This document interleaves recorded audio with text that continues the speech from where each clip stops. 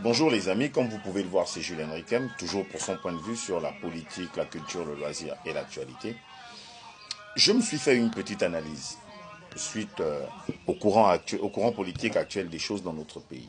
Alors, au départ, j'aimerais contextualiser les choses en parlant uniquement du non-respect de la charte de la transition, ce qui entraîne chez moi une crainte du non-respect de la Constitution une fois le référendum fait.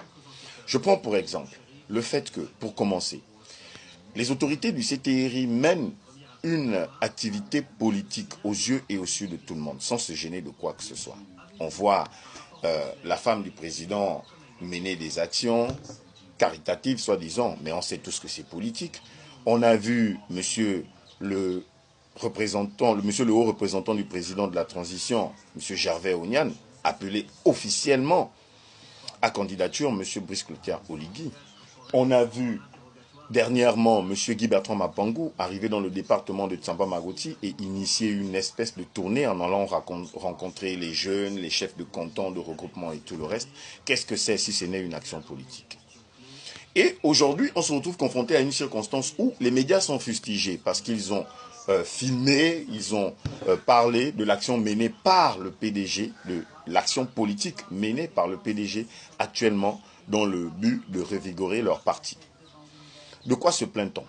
Pourquoi les médias n'iraient-ils pas filmer le PDG dans leur action politique si les mêmes médias filment le CTRI et ses collaborateurs dans leurs différentes actions politiques? Que dire de cette situation? Est-ce qu'il n'y a pas là deux poids pour une seule mesure ou deux mesures pour un seul poids?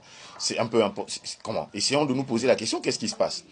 Alors, les autorités eux-mêmes du CTRI ne respectent pas la charte de la transition, mais voudraient que les citoyens, eux, le fassent. Pourquoi? À quoi joue-t-on? Je pense que si les autorités du CTRI ainsi que ses collaborateurs mènent des actions politiques aux yeux et au su de tout le monde et de manière officielle, les autres formations politiques du pays devraient aussi à leur tour le faire. Parce que le chaos ou du moins le désordre que nous observons aujourd'hui a d'abord été initié par les autorités du CTRI elles-mêmes. Et on peut voir, au regard de la situation, que ces mêmes autorités sont impuissantes, n'arrivent pas à frapper du poing sur la table pour faire cesser cette situation qui ne leur porte que du ridicule à eux, ce qui, de mon point de vue, confirme la complicité ou du moins le confort que cela apporte à ces autorités.